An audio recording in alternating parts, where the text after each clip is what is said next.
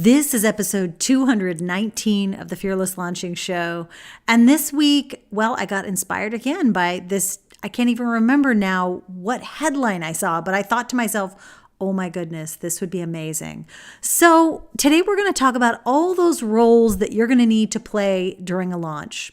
And really, it's no matter if you're working by yourself or with a team. These are things that, especially when you're first starting out, maybe you've got a skeleton team, that you're going to have to take on some of these roles.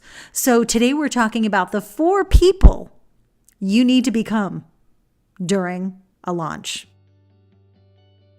Hi, I'm Ann Samoilov, and I've helped some of the biggest online entrepreneurs and business owners have successful 6- and 7-figure product launches. By working in the trenches offline to produce movies, TV shows, video games, I've discovered so many different ways to launch creative ideas. And the question is, do you have to copy what your guru says in order to have a successful launch? Do you have to use their done-for-you system in order to have success, in order to achieve your goals in business? I say no. This is the Fearless Launching Show featuring myself and an ongoing cast of characters, friends who join me in discussing business, launching, life, and balancing it all and having an amazing time doing it. Let's get into today's episode. Oh my goodness, welcome back, guys. And if you're just joining us for the very first time, hello, welcome. It's very nice to meet you, and I hope we get to meet very soon. Okay, I said it's very nice to meet you, and then I said very soon. See, I'm weird like that. I'm going to just say it. I am weird like that. And speaking of which, you know that I just a few moments ago passed on some other audio to my podcast editor. And I kid you not, I said something to the effect of, I stumbled over my words in the intro. Could you please minimize that? This is my life, people, okay? Because I found myself laughing, and you probably heard it if you listened to the last episode and you're listening to this one now. But oh my goodness. Sometimes I even shock myself how awkward I can be. Okay, so with that, today we are talking, when it really comes down to it, we're talking about the roles that you are going to need to take when you're launching. And sure, if you are working with a big team, you're completely supported, you've got your project manager, all of your things in place, you've got many people to help you, this might just help remind you of what it was like before you did have a team. But I think that many of you who are listening, you don't have giant teams. You might still be playing some of these roles, okay? And so that's why I called today's episode the 4 people you need to become during a launch. There's lots of roles we can play on a launch, but I actually really think these 4 roles are ones that come up the most. And one of them, you might be like, huh? But listen to me, hear me out, okay? So this is my goal right now, is to get you in and out of here in like 15 minutes or less. So Mama Ann might be talking a little bit faster, okay? So the first person, and this is probably the most important role and person you're going to become, is a copywriter. You're going to have to get used to it. A launch, no matter what kind of launch it is going to require you to create content. And even if you're delivering all of your content via video, audio, or non-written means of some sort, you will still need to write. Because I don't know anyone who can literally, sometimes I can, but not really, because clearly I stumble over my words, but I don't know anyone who can just go cold on camera without at least some bullet points of what they need to cover on a Facebook Live, on even a webinar. Like, you need that outline and those clear marks that you have to hit. And having that copywriting skill, playing that copywriter, means that you're always looking for the opportunity to connect with the people, with your words, with the language you're using, with even the images. I think that a lot of copywriters actually are really tuned into the visual language and the visual communication that happens during a launch. But copywriting, just think about it. Emails, sales page, and social media, all of the things. And then even if you're doing videos, think scripts, loose scripts. If you're creating content of any kind, you're going to at least have an outline, some main points that you're going to definitely want to hit. Okay. And you're going to have an understanding of like what has to be in all the pieces of your launch. It's not as simple as here's what I'm doing soon. It's not, there's some stuff underneath the surface that you're going to have to be aware of and find ways of communicating. So that copywriting person in you, that little copywriter inside you, is going to have to come out. Of course, even when you have maybe resources and you hire someone who's going to help you with that copywriting, you're still going to have to be the one who expresses it in some formats. So someone might come and help you write your launch sequence or a webinar sequence or an invitation sequence or whatever. You're the one who's going to have to get on the webinar still and have that ability to express yourself.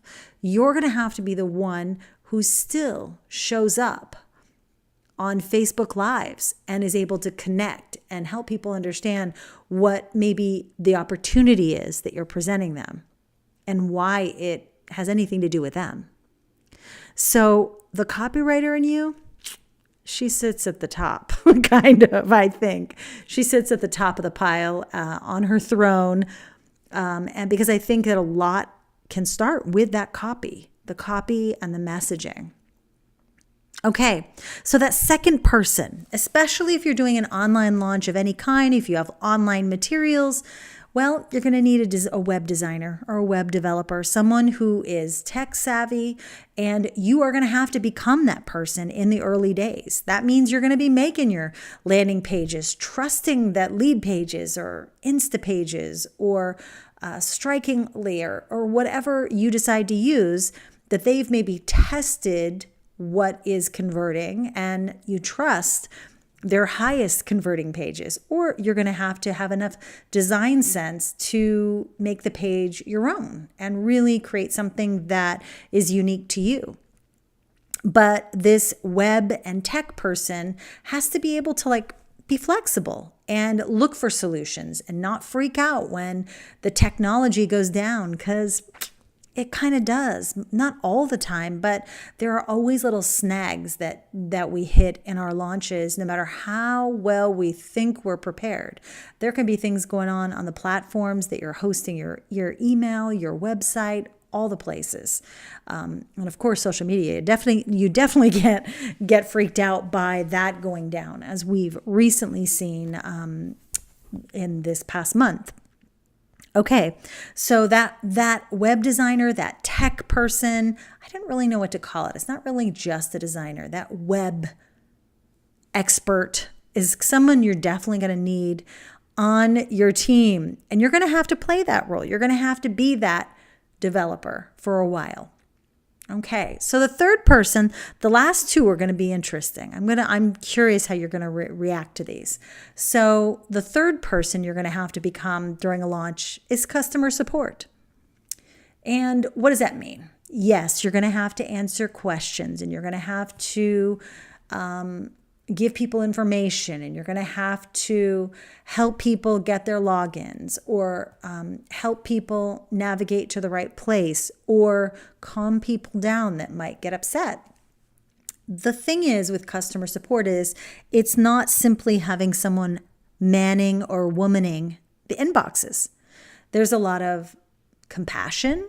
There's a lot of humanity, really. There's a lot of selling that can happen in that customer support inbox. So pulling out the customer support really is your heart in this launch. You've got to be that person who, for me, I struggle with not coming across a little bit too salty, as my daughter says sometimes. Sometimes I'm a little bit salty. I can't help myself.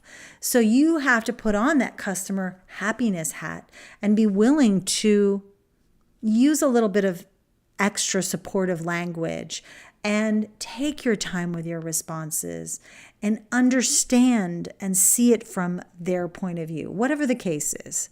Okay? Customer support is a big deal, and it's not even support, it's customer happiness. You want people who are interacting with your launch to be happy. So that means looking for those unanswered questions and looking for those opportunities to connect. Okay. So the fourth person, and I wasn't sure if I was going to add this in, but I decided to. But hear me out. So that fourth person you're going to have to become to get through your launch is a life coach. And I don't mean for your potential customers. I mean for yourself. Okay? Because there's a lot of mental game. People talk about mindset when they talk about succeeding in business, but launching is a whole game of mindset, and not necessarily like you have to be the perfect evolved human being, but you do have to be able to talk yourself, to coach yourself out of negativity, out of fear, out of that uncertainty, out of anger, out of frustration, out of just whatever it is you might be feeling. You kind of have to be, I don't want to call a life coach a therapist, but you have to be able to coach yourself. You have to be willing to talk to yourself and say, okay, putting on my coach's hat now, I'm going to do this. So why am I thinking this is the case? Because lots of thoughts will start happening when people don't sign up for things when you think they should, or when your landing page doesn't work the way you thought it would, or convert the way you thought it would, or, so So, coaching myself to calm down right now as the phone rings, you have to coach yourself to be patient, and you have to coach yourself to stay as unattached as you possibly can. And you have to coach yourself to go get help if you think you need it. So that life coach, that is a person you've got to become during your launch. And I don't care who you are, you have to be, the life coach in you is going to keep you self-aware, knowing before you do that you might blow your lid at someone on your team or someone who's helping you, or that you might blow it with your family because you're freaking out over, I don't know, like an email that didn't go out, or a typo in an email that did go out, which I'm sorry, my take on typos is probably different from other people's, but we're on the internet and we're sending emails. And if the emotion and the intention and the love and the caring is there in an email, I don't care if there's a missing comma. I don't care if there's a missing space even between a word. So you've got to remind yourself of what's important to you. And so that's why that life coach is really important.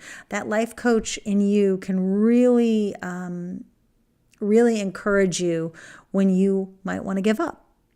And because there are always those days in launches, because launches are such a roller coaster. Sometimes you're not even sure what's going to hit you in terms of emotions.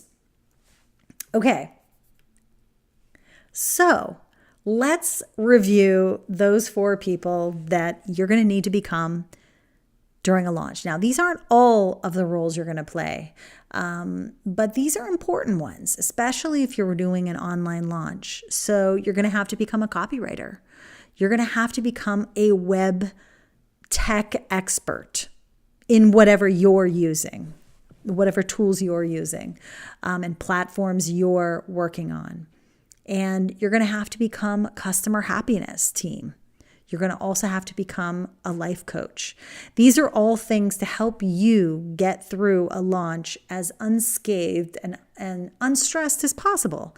And all of these, you can do these. There are so many tools to help you deal with technology issues. And by the way, you don't have to do this alone.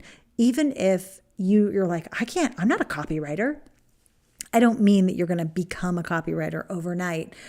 I just mean you're going to have to kind of put on that hat for a while and understand that that's a role you're going to play, even when there is a copywriter on your team. And maybe even when there is a tech web person who's, troubleshooting why your sales page isn't loading. Maybe you're going to have to dig in there too.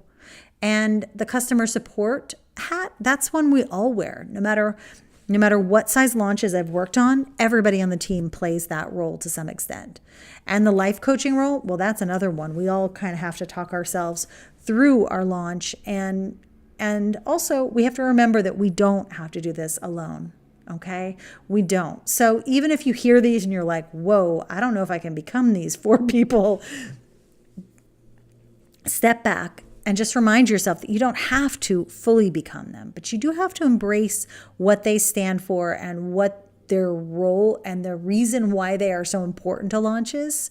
But hopefully it actually encourages you to go get some help. Because, you might be like, okay, I'm down with the customer support. I'm down with being my own coach. I'm pretty good at tech, but that copywriting, dang, I don't think so. Maybe that's where you say, you know what? I need some support in that area because I can write an email, but I don't know if I can write a converting email. Or I wrote that sales page out, but you know what? I think I'm going to have someone go look at it, because I want a pro to look at it. You're like, I'm not a copywriter. I'm like a junior copywriter or a really junior, like elementary copywriter. So hopefully that was semi-amusing for you today. But I truly believe that we can embrace these roles, no matter if we don't find ourselves experts in these areas. And I so hope that you hear me say to you today that, again, I'm going to say it one last time and then I'm going to wrap up. You don't have to do this alone. And there's always people who can support you in all of those areas. Okay? So I want you to have a great rest of your day, great rest of your week. And like I said last week, make sure to get on the wait list for Fearless Launching over at fearlesslaunching.com.